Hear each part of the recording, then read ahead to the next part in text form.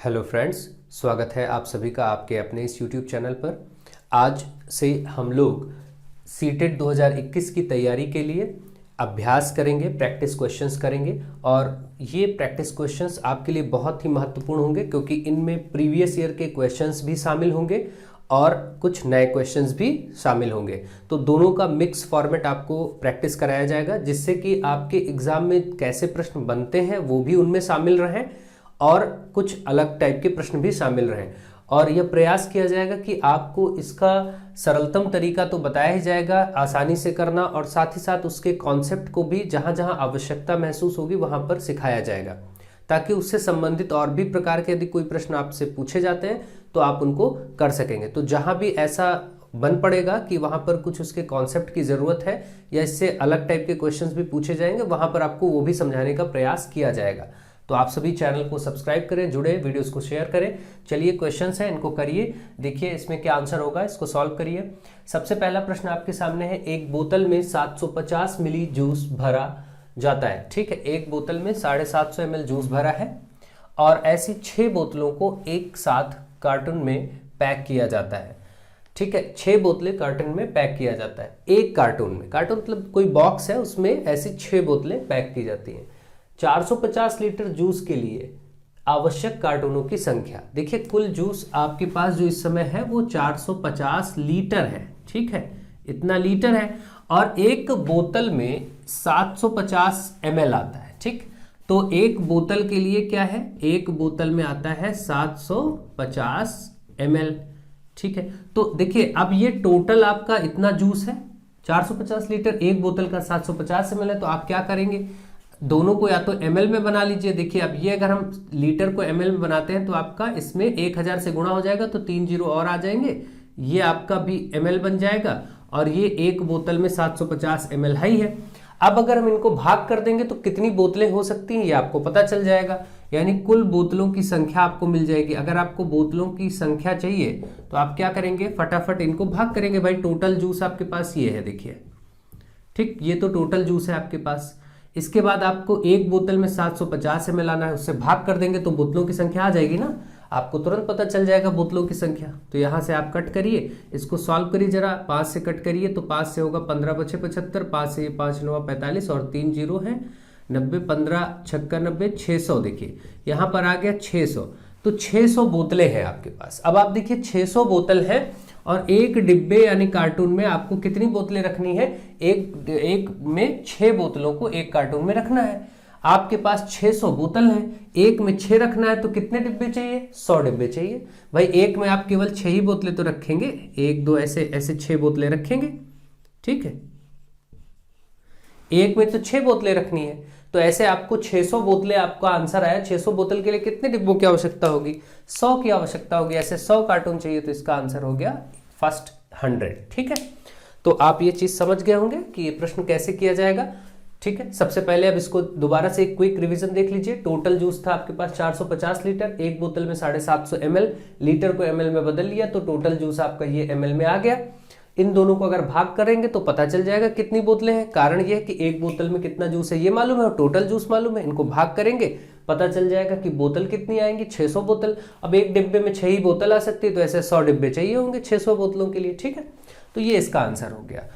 तो चलिए next question की तरफ आगे बढ़ते हैं और उसको समझते हैं फटाफट।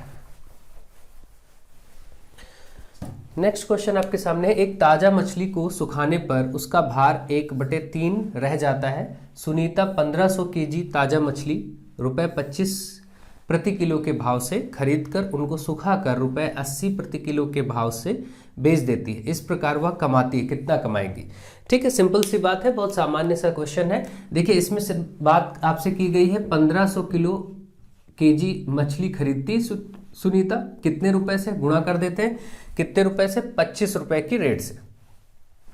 तो आपको पता चल जाएगा कितने का खरीदा होगा उसने। ताजा मछली खरीदी थी तो सुखाने का भी कोई बात ही नहीं, 1500 किलो मछली खरीदा, 25 रुपए 1 किलो का रेट था, गुणा कर देंगे तो पता चल जाएगा सुनीता ने कितने में खरीदा। तो गुणा कर दीजिए फटाफट 25 और 15 को, तो 2 जीरो तो आपके यही हो जाएंगे, 25 के बाद 2 जीरो ये हो जाएंगे, 25 पंचे 125, 5 हो जाएगा। ठीक है, यहाँ 12 बचेगा, 25 एकम 25 और 25 और 12 आपका कितना होगा, 37। तो आपका गुणा होकर के 375, यानी कि देखिए ये आपका 37,500 रुपये आया कि 37,500 रुपये सुनीता ने लगाए होंगे 1500 केजी मछली खरीदने में। अब इसके बाद आप देखिए, आपसे कहा गया है कि मछली सुखाने पर उसका भार 1/3 रह जाता है। तो पहले उसने खरीदा 1500 केजी था, ये ताजा मछली के लिए था। अब सूखने के बाद तो जो पहले था 1500 किलो मछली, अब ये 1/3 रह जाता है, तो इसका 1/3 निकाल दीजिए। 1/3 रह जाता है मतलब 500 केजी ही रह जाता है। इसका मतलब अब 500 केजी ही रह जाता है, मछली की मात्रा 500 केजी रह जाती है।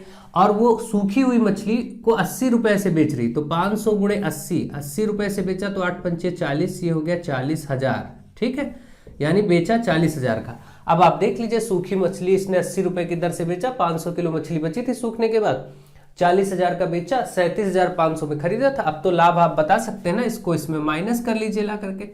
ठीक है, 37,500 में सिंपल सी बात है, 2,500 रुपए होगा, 2,500 रुपए इसका आंसर हो जाएगा। ठीक है, माइनस करेंगे तो 2,500 रुपए आ जाएगा। तो देखिए यहाँ पर आपका ऐसा ऑप्शन कहाँ पर दिया गया है, बी पार्ट में इसका आंसर दिया गया। तो ऐसे प्रश्नों को आप फटाफट ऐसे सॉल्व कर सकते हैं, कोई ऐसी दिक्कत की बात नहीं है। ठीक है, तो अब चलिए और टाइप के क्वेश्चंस देखते हैं। अब आप देखिए इस क्वेश्चन जो आपके सामने, इसमें बोला गया किसी वर्ग का परिमाप 24 सेंटीमीटर और किसी आयत की लंबाई 8 सेंटीमीटर है। यदि वर्ग तथा आयत के परिमाप बराबर हो तो आयत का क्षेत्रफल वर्ग सेंटीमीटर में बताना है। यहाँ पर देखिए वर्ग का परिमाप मतलब पेरीमीटर 24 सेंटीमीटर है और उसकी आयत की लंबाई यानी लेंथ 8 सेंटीमीटर है। यदि वर्ग तथा आयत के परिमाप बराबर हो, यानी दोनों के पेरीमीटर्स बराबर हो, तो आयत का क्षेत्रफल यानी एरिया बताना है। तो ऐसी स्थिति में देखिए आप क्या करते हैं, आपको परिमाप दिया गया है ना, तो आयत का परिमाप बराबर है, ये आपको बताया गया किसके, उस वर्ग के परिमाप के। वर्ग के दोनों का परिमाप बराबर है ना, ऐसा बताया, नहीं दोनों के पेरीमीटर बराबर है। तो अगर परिमाप दोनों का बराबर है तो आयत के परिमाप का फॉर्मूला आपको मालूम है, 2 गुणे लंबाई प्लस चौड़ाई। ठीक है, बराबर, और वर्ग का परिमाप दे रखा था 24, यहाँ रख दीजिए। ठीक है, आपको भाई बताया गया था ना वर्ग का परिमाप 24 है। अब आप देखिए यहाँ से 2 गुणे लंबाई, आपको आयत की लंबाई भी दी थी 8, यहाँ 8 रख देंगे, 8 प्लस b बराबर आपका 24। ये 2 गुणे में है, उधर जाएगा बटे में हो जाएगा, तो 8 प्लस b बराबर ये 24 के साथ बटे में हो जाएगा, यानी ये आ जाएगा 12। तो 8 प्लस b बराबर 12, तो b बराबर ये प्लस में उधर माइनस हो जाएगा 12 के साथ, 12 माइनस 8 यानी 4।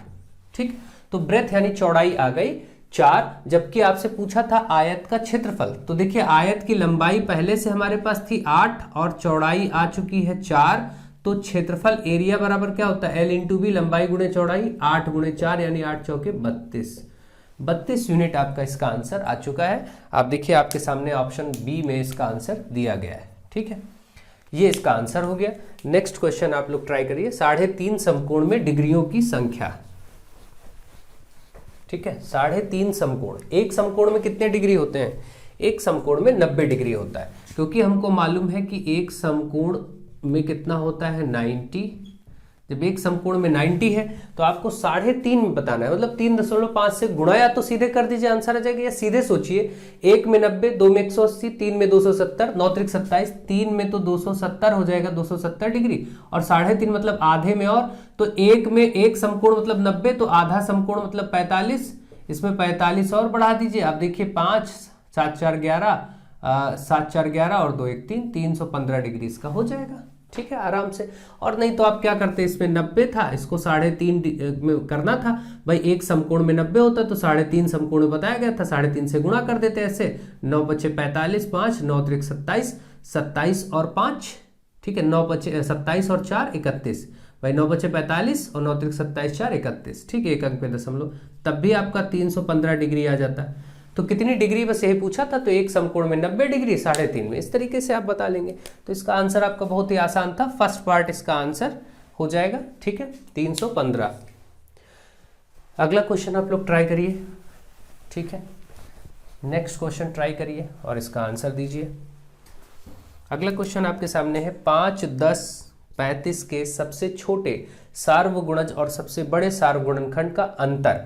देखिए सबसे छोटे सार्वगुणज, गुणज मतलब मल्टीपल यानी लीस्ट कॉमन मल्टीपल, ये एलसीएम की बात होती है। सबसे छोटा सार्वगुणज जब बोला जाता है तो मतलब वो एलसीएम है, और सबसे बड़ा सार्वगुणनखंड ये हाईएस्ट कॉमन फैक्टर है, यानी ये HCF की बात करता है, ध्यान रखिएगा इस बात को।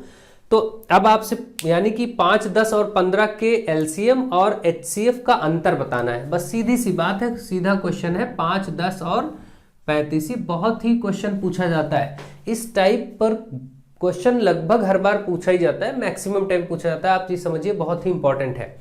तो आप देखिए इनका अगर हमें लासा बताना है, LCM निकालना है, LCM और HCF दो चीजें बतानी, तो डायरेक्ट आप करने की कोशिश करिए, अगर आपको आता है। पहले मैं डायरेक्ट बता देता हूं।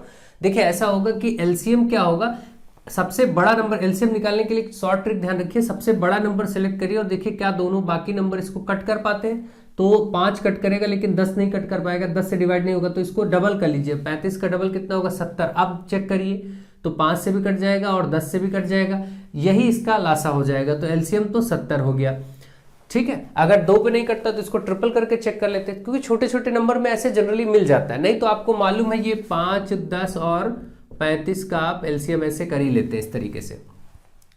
HCF का क्या होता है, HCF ऐसा नंबर होता है जो कि इन तीनों नंबर को डिवाइड कर दे, ऐसा बड़े से बड़ा नंबर जो इन तीनों को डिवाइड करे। तो बड़े से बड़ा ऐसा नंबर क्या है, 5 ही है, 5 ही तीनों को काट पाएगा, क्योंकि 5 यहाँ देखिए यहाँ पर 5 आया है ना। तो आप इसको HCF अगर निकालेंगे तो आपको ये मालूम है तरीका, 5, 10 और 35 का HCF कैसे निकाला। फिलहाल इसका 5 आया, अभी मैं इसकी चर्चा कर रहा हूं। तो आप देखिए दोनों का अंतर पूछा था, 70 - 5 यानी कि 65 इसका उत्तर हो गया। जिनको ये मालूम है तो डायरेक्ट इसको कर लेंगे, और बाकी मैं अब करना आपको बताता हूँ डिटेल में कि कैसे ये किया जाएगा। पहले तो ये 65 हो गया, डायरेक्ट आप इसको कर सकते हैं। अब देखिए यहां से हम बात करते हैं इस प्रश्न की, इसके बेसिक की। जिनको नहीं आता वो उनको यही करना पड़ेगा कि 5, 10 और 35 का लासा लेना पड़ेगा। लासा लेने के लिए आपको मालूम है कि आप ऐसे 2 से आप करेंगे, 2 पंचे 10 और ये 35, और 5 से करेंगे तो 5 एकम 5 एकम 5 सते 35, और फिर 7 से करेंगे इस प्रकार से। अब देखिए इनको गुणा करेंगे, 5 दूनी 10 सते 70 आ जाएगा, LCM आपका 70 आ गया। देखिए यहाँ पर जब आप मासा लेते हैं तो क्या करते हैं, मासा लेंगे तो आप इसको ऐसे भाग करेंगे, भाई 10 × 30, 5 बचा, इस 5 से फिर इसको यहाँ जो लिखा है इससे भाग किया जाता है, 5 दूनी 10, कट गया ये। अब इस 5 से बाकी तीसरी संख्या क्या बची, 5 ही बची, इसको चेक कर लीजिए, 5 एकम 5, ये भी कट गया। तो फाइनल जो यहाँ होता है यही HCF होता है। तो HCF आ गया 5, ये आ गया 70, दोनों का डिफरेंस 70 - 5 यानी कि 65 आ गया। ठीक, इस प्रकार से कर लेंगे। जिनको नहीं आता वो ऐसे समझ लेंगे और करेंगे। ठीक है, चलिए अब आगे के क्वेश्चंस लेते हैं और उनको सॉल्व करते हैं। अब आपके सामने क्वेश्चन लिखा है, इसमें बोला गया संख्या 105 के गुणनखंडों की संख्या है, यानी एक संख्या है 105, इसके कितने गुणनखंड होंगे ये आपको बताना है। ठीक है, तो देखिए 105 के गुणनखंड सबसे पहले तो आपको इसका लासा लेना पड़ेगा। इसका तरीका ये होता है, पहले लासा लीजिए, फिर कुल गुणनखंड आप बता लेंगे। उसका तरीका क्या होगा मैं बात करता हूँ। देखिए लासा लेने का तरीका एक तो ये है कि आप भाई इसका पूरा लासा लें, और दूसरा तरीका ये है कि आप इसको ऐसे 15 सते 105 होता है ऐसे करके 15 को फिर 3 बची 15 ऐसे ब्रेक कर लीजिए, ये आपका टूट गया यानी लासा हो गया।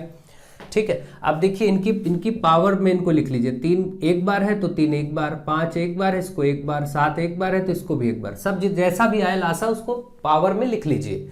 अब क्या करना है आपको, गुणनखंडों की संख्या बताने के लिए इनकी जो घाते हैं उनको एक एक प्लस करके सब में एक प्लस कर दीजिए। जो घाते हैं जैसे यहाँ पर 1 है, सब में 1 प्लस करके गुणा कर दीजिए, बस यही गुणनखंडों की संख्या होती है।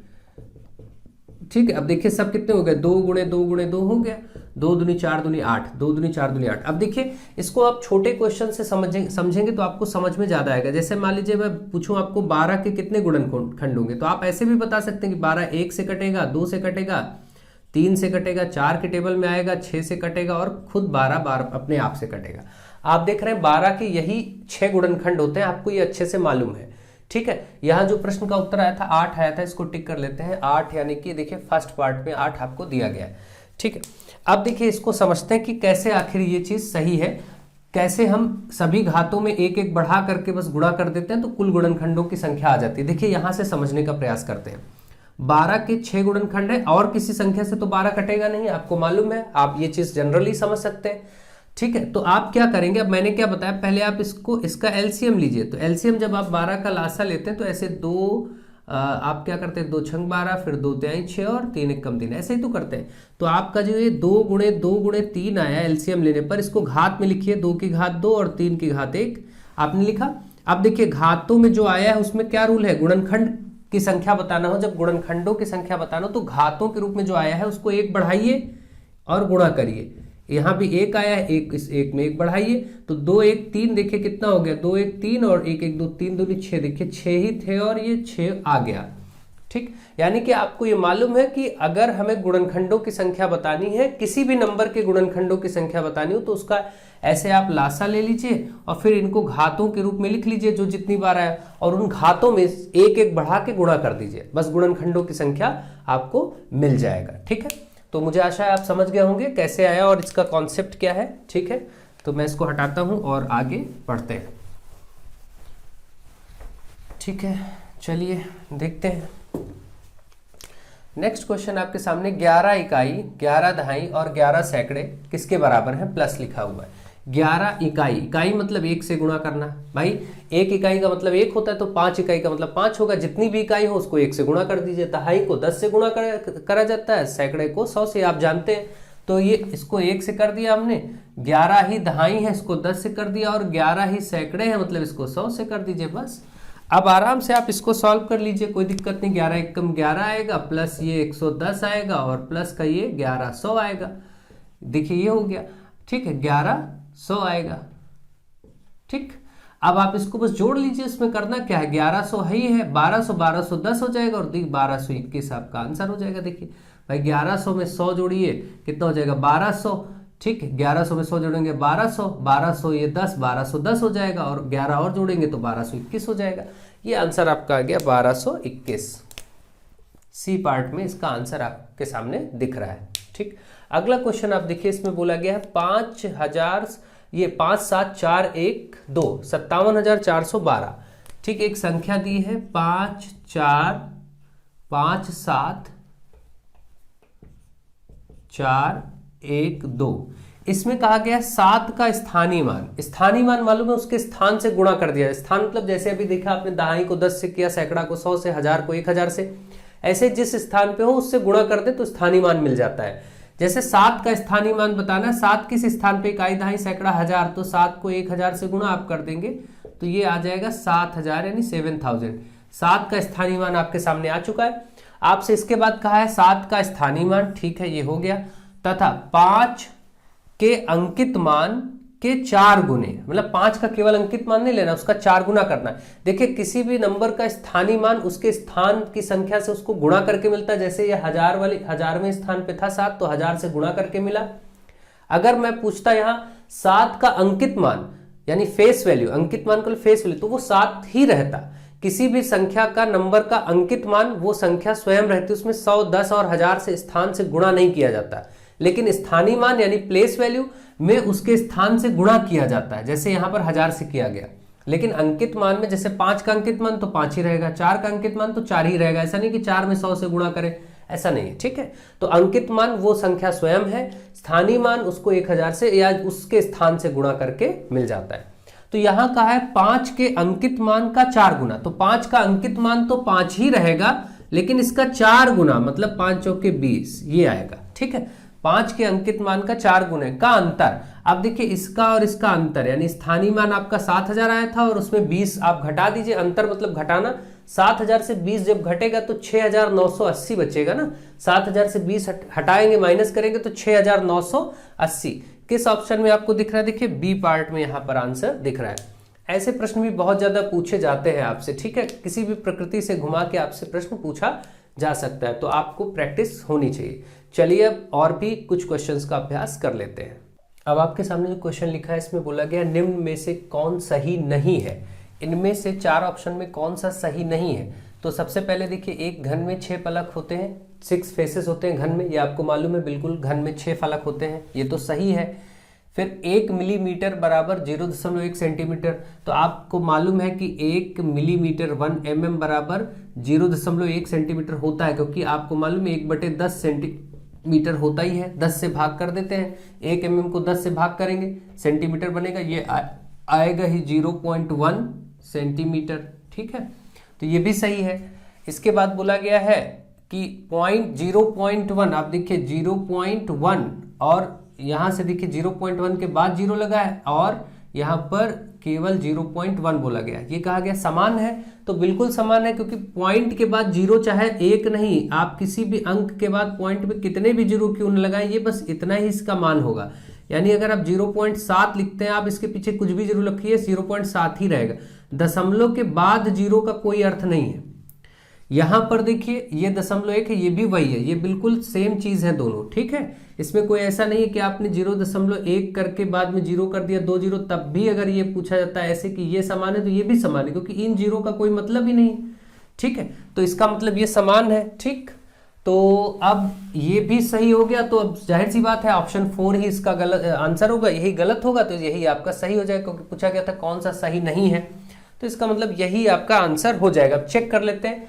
56.7 kg यानी किलोग्राम बराबर बोला गया कितने ग्राम, तो इसको आप ग्राम में बदलने के लिए क्या करेंगे, बस इसको आप 1000 से गुणा करेंगे, और क्या 1000 से गुणा करेंगे ग्राम बन जाएगा। बस चेक कर लीजिए। अब देखिए 5 6 7 यही है, 3 जीरो आप लगाइए, यहाँ एक पे दशमलव था, एक अंक पे दशमलव लगा दीजिए यहाँ, तो आपका ये आ गया 5, यहाँ पर आ गया 56,700, 56,700 ग्राम बनना चाहिए, यहाँ है 5,000। वैसे ही आपको मालूम है 56 को ही देखते आप समझ जाएंगे, 56 किलो को ही 1000 से गुणा करेंगे तो 56,000 तो वही हो जाएगा, यहाँ तो 5600 है। यानी कि इससे ही पता लग जाएगा, आपको लगाने की जरूरत नहीं है, यहाँ पर देखते ही ऑप्शन समझ जाएंगे। पहली बात तो आपको आंसर पहले ही पता लग गया जब इन तीनों को आपने चेक कर लिया, ठीक है। तो अब ये आप समझ गए हैं, इसमें कोई दिक्कत नहीं है। आप प्रैक्टिस से आप समझ जाएंगे कैसे टाइम को सेव किया जाए, कैसे आप फटाफट आंसर्स करें। नेक्स्ट क्वेश्चन आपके सामने है। इसमें बोला गया किसी पिज्जा का 1/4 भाग रेनू ने खा लिया। भाई पिज्जा था, उसका 1/4 भाग खा लिया, 1/4 खा लिया, मतलब कुल 4 भाग थे, उसमें से एक रेनू ने खा लिया, तो 3 ही भाग तो बचे, तो 3/4 बचा। भाई इसका मतलब किसी भी भिन्न का मतलब क्या होता है, नीचे जो है वो कुल पार्ट है, 4 पार्ट थे, एक पार्ट रेनू ने खा लिया तो 3 पार्ट बचे, तो 3/4 बचा।